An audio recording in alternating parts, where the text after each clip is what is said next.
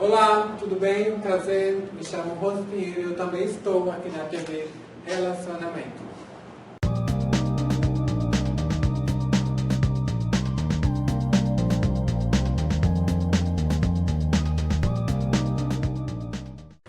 Olá, internautas! Iniciamos mais um programa Você é Top. E hoje nós temos aí o privilégio de receber uma pessoa muito top. Claudino Maier, prazer imenso por você. Prazer estar aqui no TV Relacionamento. Perfeito. Você hoje é muito pontuado aí no meio artístico também, né? Nós vamos falar desse teu livro e queria que você falasse onde você nasceu, tá? Um pouquinho da sua trajetória e minha curiosidade é assim, em que momento que você sentiu o gosto pela TV e principalmente por novelas? Okay. Eu nasci na Paraíba, mas na verdade eu vim para São Paulo quando eu tinha 2 anos de idade. Então eu estou radicalizado no bairro da Moca, né? E desde criança havia, claro, no bairro da Moca. Depois daí eu fiz a minha graduação em comunicação social, fiz a especialização em teorias da comunicação, o meu mestrado em comunicação e mercado, e sou doutor em Ciências da Comunicação pela ECA USP. Então, a minha paixão pela telenovela, ela vem desde criança. Então, vamos dizer assim, na minha época, né? Hoje nem tanto, que a telenovela, para algumas pessoas, alguns gostam, outros detestam, porque ela é tida como gênero menor, a telenovela. Então, assim, eu aprendi, na verdade, toda a minha formação, ela veio a partir da telenovela. Então, eu assisto telenovela desde os meus 7 anos de idade. Então, assim, e claro, dos 7 anos de idade, eu sempre tinha um olhar diferenciado. Aí você pode pensar, mas como é que uma criança de 7 anos, 8 anos, pode pensar algo diferente? Sim, que a telenovela eu aprendi com ela. Vamos dizer assim, algumas situações de conflitos, como lidar no dia a dia, porque a telenovela, ela traz esse retrato, vamos dizer, da sociedade. Da vida real mesmo, né? Isso, na vida real. Os personagens que estão lá dentro são personagens que tem no dia a dia. No dia a dia. Então, nisso daí esse meu gosto, claro, eu tinha desenho animado, né, alguma série de TV, mas o meu gosto mais era pela telenovela. Por quê? Porque assim, eu também me identificava com a telenovela e também, a partir de situações da telenovela, eu trazia para o meu dia a dia, que é muito importante isso daí. Interessante. Do que está tendo. Então, assim, claro que ela hoje, ela sempre foi tida como um gênero menor. Na academia, são poucos pesquisadores que estudam a telenovela. E então, assim, então é bem desde criança essa paixão louca, né? Tanto quando eu estudei na minha graduação, meu projeto de TCC foi sobre telenovela. Quando eu fiz também a pós-graduação e especialização também sobre telenovela, e no mestrado também sobre telenovela, e o doutorado tudo sobre telenovela. Um pouquinho interessante. Eu, assim, sempre achava o seguinte: você tem lá séries, você tem os filmes lá, longa-metragem completo e tal. No passado aí a gente teve, eu gosto muito de história em quadrinhos, e a Itália fazia as fotonovelas, ou seja, era tudo o gênero e tal, e só que normalmente numa história só, numa revista só, você conseguia, lendo inteira, você tinha a história completa. Isso, né? O que me intrigava nas novelas, quando eu TV, ou até novelas do rádio também, é que não tinha fim. Ele era, você tinha que assistir o dia seguinte, o outro, e assim por diante. E muitas vezes assim acontecia, sei lá, você tem a novela de segunda a sábado, e aí você tem um casamento, alguma coisa, você acaba perdendo aquilo lá. Né? Depois, ao longo do tempo, você acabava entendendo tudo, porque no sábado, que é um dia que talvez menos gente pudesse assistir, eles não põem coisas tão impactantes aí de luz, né? No sábado, o capítulo ele é guardado para segunda-feira, que é o dia que as pessoas estão mais em casa. Então, geralmente, os capítulos das novelas ou telenovelas, na segunda-feira é o dia que tem maior audiência. E no sábado perde audiência porque as pessoas saem de casa. E na segunda ele deixa assim um jeitão para prender a atenção das pessoas durante a semana, né? Interessante. Mas eu não achava que era um gênero menor, né? Eu achava assim, é aquilo que capta mais dinheiro para o emissor, porque realmente a indústria de novela gravada... O principal produto de uma emissora, vamos dizer assim, o principal produto da TV brasileira é a TV Globo. Então, assim, o principal produto, claro, agora ela está numa fase, a TV Globo numa fase de transição, na parte de direção, então a novela, as últimas telenovelas não estão tendo tanta audiência, mas ela ainda continua sendo o principal produto de uma emissora, que é a TV Globo. Ah, entendi. Perfeito. E o fato de, por exemplo, você gostando, mas perdendo capítulos ali, e naquela época era o seguinte, né? Perdeu. Não tinha aquele negócio, amanhã eu vejo, eu repriso, né? Perdeu. Acho que só o último capítulo que eles costumam reprisar isso. Terminar na sexta, ainda continua hoje, terminar na sexta e reprisada no sábado. E algumas vezes dependendo, às vezes, claro, até no domingo já teve algumas ocasiões assim. Eu lembro que uma, acho que terminou no sábado, mas reprisou na segunda-feira. Isso acontece. Uma coisa assim, né? Interessante. Né? E quando você assistia, você se via em algum personagem ou você se via atrás das câmeras, com o olhar do diretor, alguma coisa assim? Olha, quando desde criança eu me via assim pelos personagens, então, através das atitudes, das ações desse personagem. Aí, muitos dizem, olha, a telenovela influencia pelo lado negativo.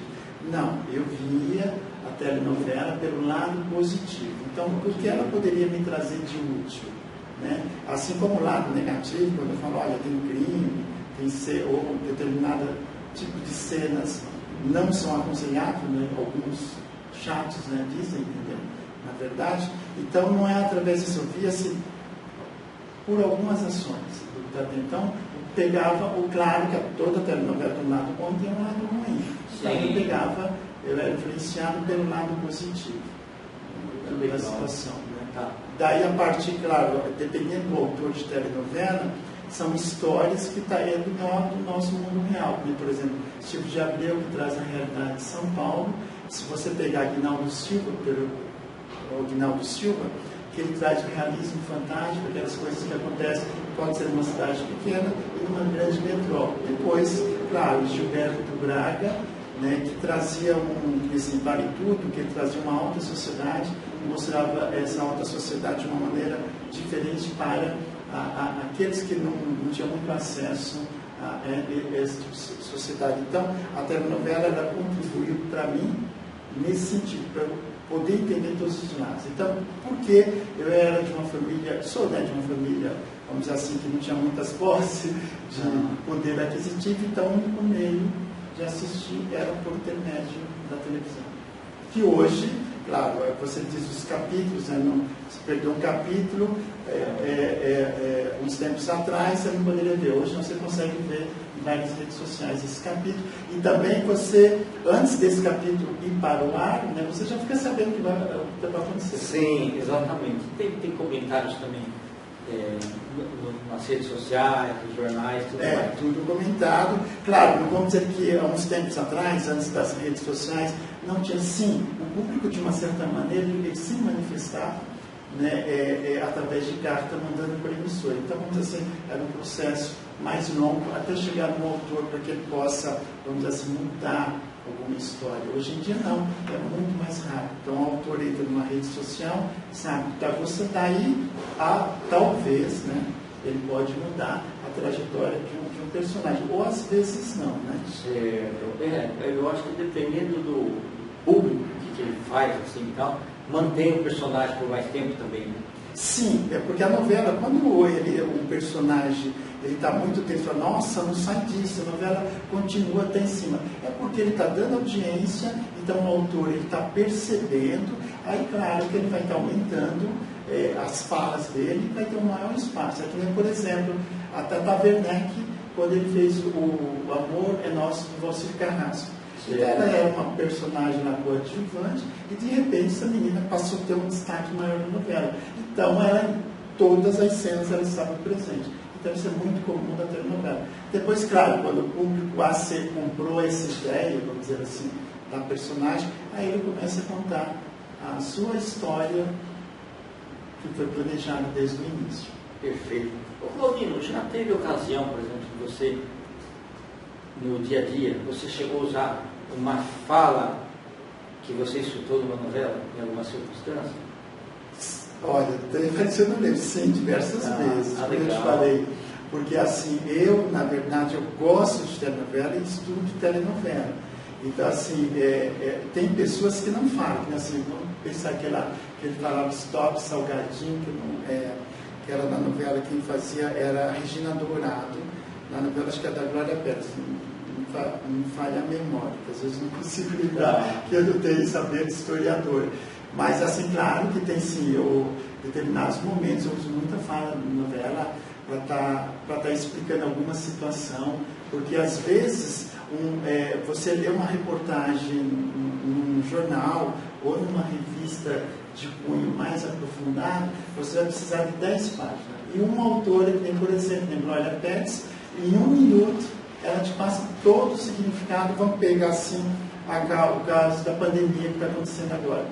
Para você entender todo o significado, usar máscara, lavar as mãos, toda essa coisa toda, você, numa revista ou numa matéria de jornal, que é algo mais profundo, você levaria bastante página. E às vezes a Glória Pérez, por exemplo, uma das autoras, né, que conhece o público, ela pode dizer em 30 segundos e você entender qual é esse sentido. Ou trazer uma doença, algo mais grave, e ela trazer algo que possa atender os diferentes tipos de público, seja acadêmico, seja aquele que não tem nenhuma formação, mas que está ali atento naquela novela.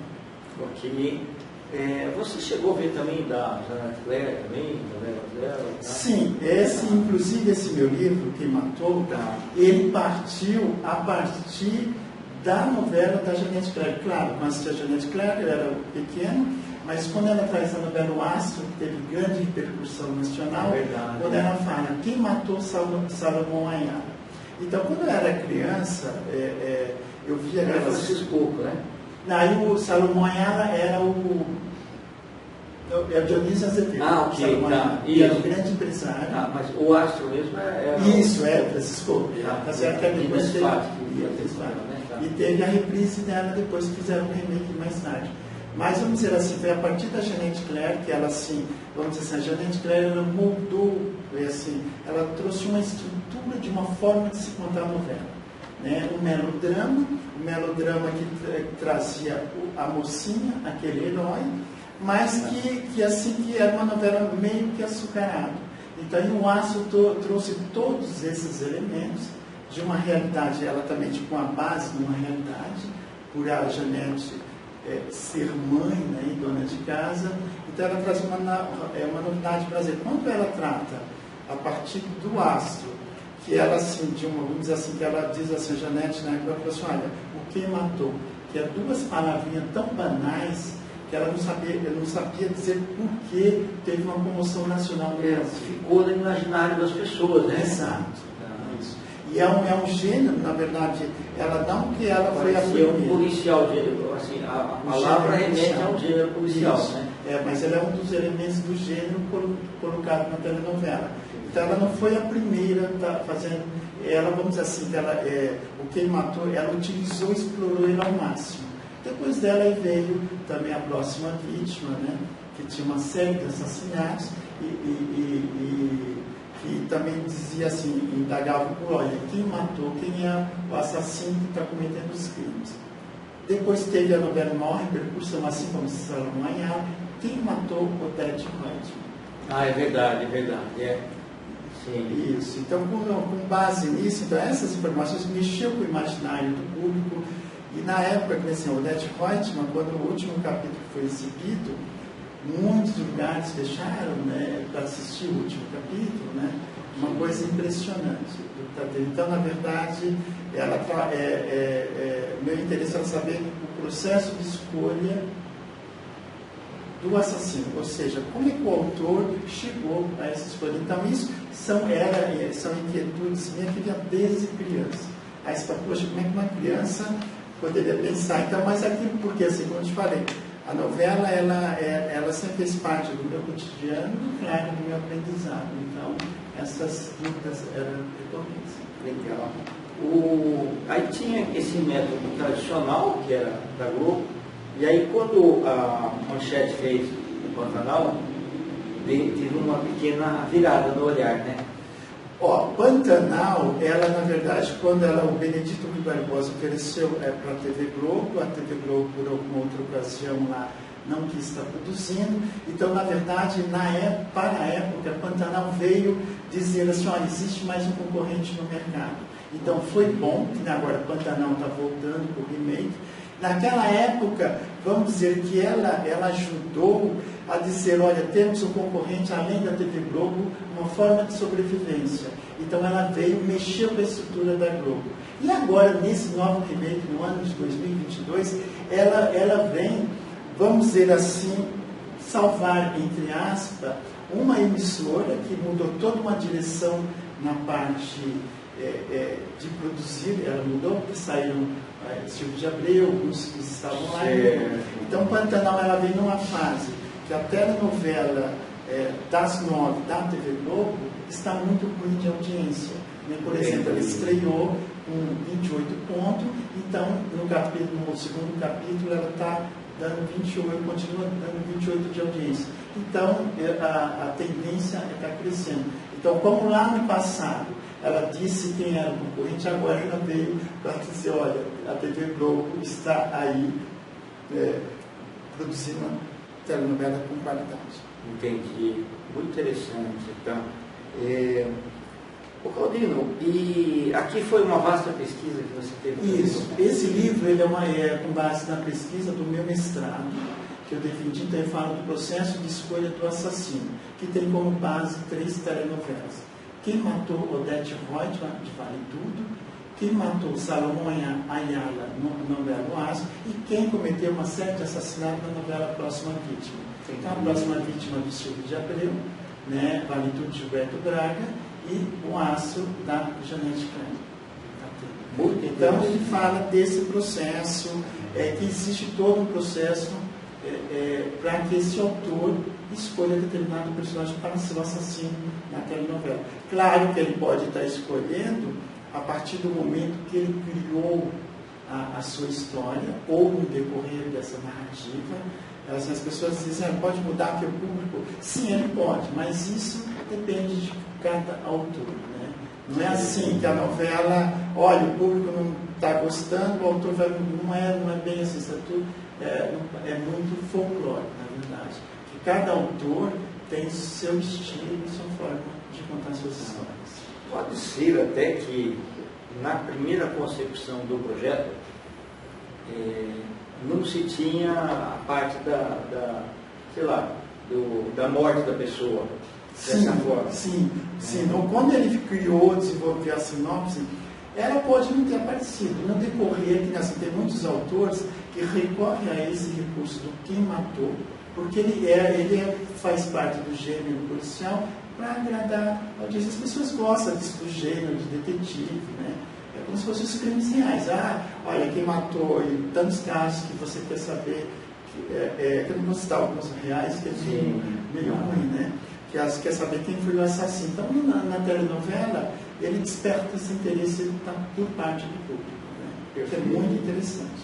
Ô Claudino, e você continua agora com menos tempo, né? Porque você é um professor e tal, mas você continua gostando muito do gênero também. E você acabou conhecendo muitos artistas, né, nesse meio tempo? Né? Olha, eu, na verdade, artista eu conheço poucos, que eu tenho uma grande amizade com a minha amiga, que é Zilda Mai, que eu conheci ela desde criança, alguns artistas, mas eu tive mais contato mesmo, foram com os autores de telenovela, né? Aqueles realmente que produzem. Né? E eles porque assim, os autores, às vezes, eles falam uma coisa, a imprensa divulga de uma outra maneira. Então, me interessa o que esses autores têm para contar. Então, essa aqui é as diferenças do que os meios dizem e que o autor conta. Porque, às vezes, a imprensa diz uma coisa que não tem nada a ver com o que o autor está colocando em suas histórias. Né? Entendi. Maravilha. nós estamos nos instantes finais, tá? Eu queria que você deixasse uma mensagem para os nossos internautas e os seus contatos também. Olha, meu contato vocês podem procurar nas redes sociais, né, que é Claudino Maier, né? E meu telefone é 11 9 7489 7238. Então, eu sou professor da Universidade Federal do Mato Grosso, no Departamento de Cinema e Audiovisual. E, claro, pesquisador de telenovela, né? Infelizmente, não temos, assim, por parte dos alunos, mesmo do departamento que eu faço parte, não tem tanta procura por telenovela. Parece que agora nós estamos vivendo um momento que está voltando no passado. O preconceito com relação à telenovela está ficando mais enraizado. Né? Entendi. Mas que eu espero que isso mude esse cenário. Sem dúvida. Adão, muito obrigado, viu? Tá? Eu que agradeço. Os agradecimentos, então, para a atriz Zilda Maio, que nos proporcionou esse encontro. Tá? Nós finalizamos, então, mais um programa Você é Top. Um grande abraço e até a próxima.